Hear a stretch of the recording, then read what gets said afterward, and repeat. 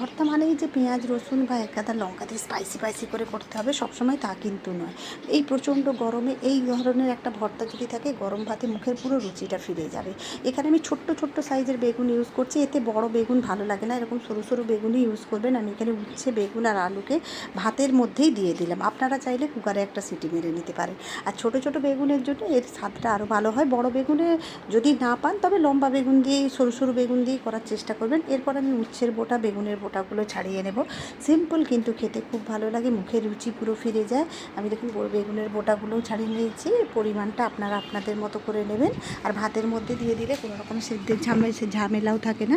দেখুন আমি এবার সব উপকরণগুলোকে ভালো করে এরকম করে মেখে নেব। আর উচ্ছেগুলো আমার খুবই নরম, যার জন্য এই ভর্তাটা খেতে আরও ভালো লাগবে।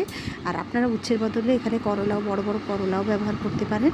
দেখুন সব উপকরণগুলোকে আমি খুব ভালো করে মেখে নিচ্ছি। মেখে নেওয়ার পরে এতে আমি প্রথমে দিয়ে দেব 1 চামচের মতো সর্ষের তেল না দিলে এই ভর্তাটা খেতে একদম ভালো লাগবে না। কাঁচা তেলেই এর গন্ধটা খুব ভালো লাগবে। তারপর স্বাদ মতো লবণ তো আপনাকে দিতেই হবে। এরপরে আমি এখানে 2টো কাঁচা লঙ্কা দিয়েছি। কাঁচা লঙ্কাটা দিলে এটা খেতে বেশি ভালো লাগবে। আর আপনারা যদি কাঁচা লঙ্কা এতে কোনো রকম ঝাল দিতে না চান তো দেবেন না, প্লেনই ভালো লাগবে, তবে ঝালটা দিলে একটা খেতে বেশ ভালো লাগে।